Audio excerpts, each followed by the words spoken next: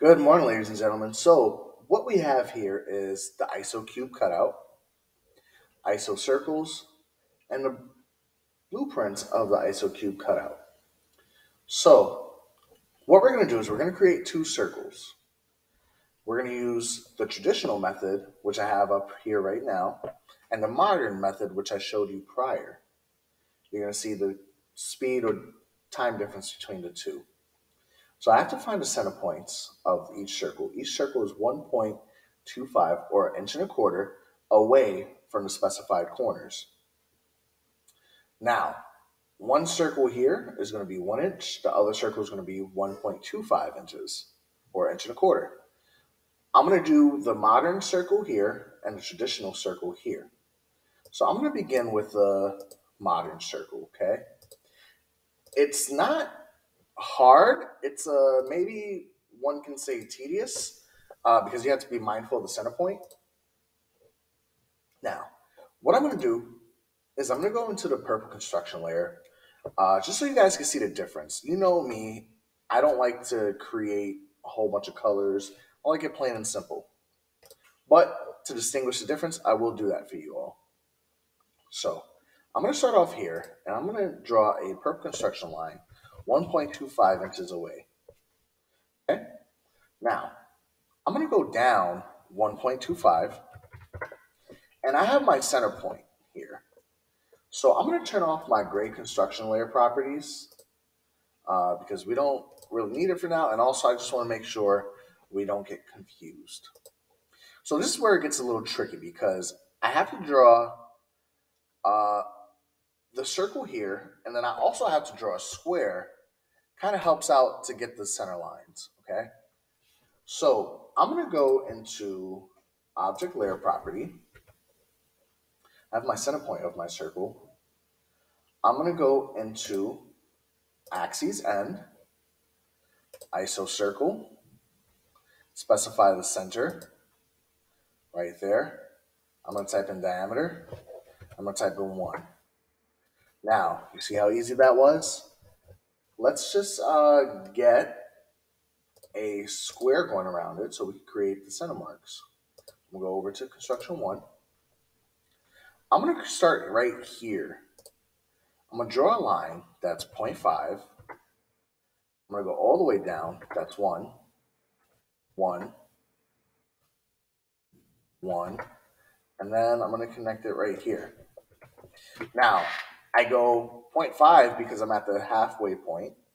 I go down 1 because that's the entire diameter of the circle. 1, 1, and then 0.5. Now, I'm going to go into the center layer property, right? I'm going to create a center line from here to about here.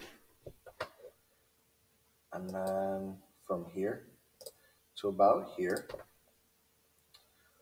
I don't really like how that center line is coming out. Let me just double check that to see if there's another way I can go about it. Ooh. Sorry. Let me see if I go to annotate, center line.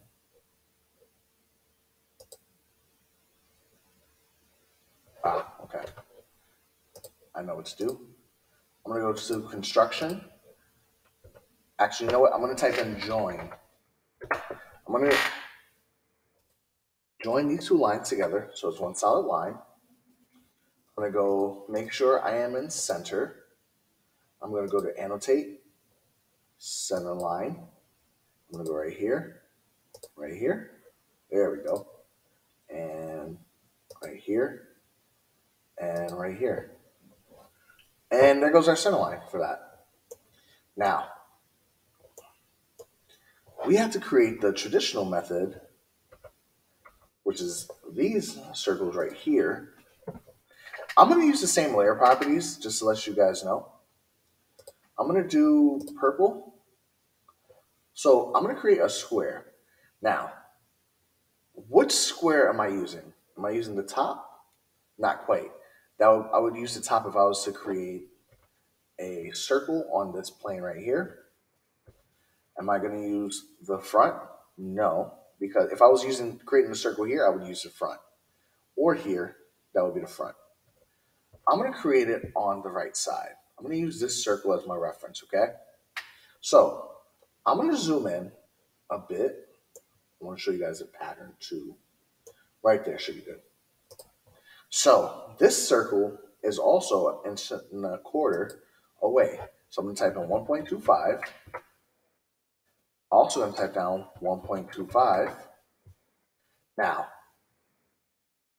I have to create a circle that is an inch and a quarter in diameter, right? But I can't initially make my square here because that's the center point. So I'm going to go back up. 1.25 divided by 2 should be 0.75. Let me just double check. Nope, I was wrong. 0.625, right? So I'm going to go 0.625. I'm going to go over 0.625. Now I'm going to go down 1.25, 1.25, 1.25, and I'm going to go across, okay? I'm going to delete these lines. I don't really need them. I already have my center, okay? I'm going to create my center lines. So also I'm going to join. I'm going to join these two, right? Now, I'm going to go to annotate, center line, this line, and then this line, and this line, okay? I'm going to go home. I'm going to create the orange construction line. That's going to be the diagonal line going across, okay? So from one endpoint to another, get that? This line right here. Now I'm going to go to my green layer property, or my second construction layer property, and I'm going to create this pattern going. So I have a line from here to here. Then I have a line from here to this intersection right here, right? So this line. Now I have to create a line here and a line there. So it goes from here to right there. Remember, you want to make sure you're touching your constraints, okay? Then I have a line from here to right here. So as you can see, we still have the pattern, right? Now we can start our circle. So I'm going to zoom in here because we don't need to worry about the pattern anymore. Now, same method, go to object, start center length. I'm going to start from here, start, center, length, right? I'm going to click that again. Remember, I'm going to keep going in counterclockwise direction. I'm going to start where I stopped. So I start here. For quadrant 2, remember, I have no intersection point, so I follow this green line. I can't reiterate that enough. I follow that green line. I stop right here. Start center length. Start here. I have an intersection point right there. Now, for the last quadrant, start center length. Remember, no intersection in the second and fourth quadrant, so I follow these green lines all the way, and boom, right there. Now, what I'm going to do is I'm going to turn off all my layer properties. I'm actually going to delete this line right here. Okay. So I'm going to turn off my construction layer properties. And there we go. We have our circle here. You can start dimensioning. Thank you guys for tuning in.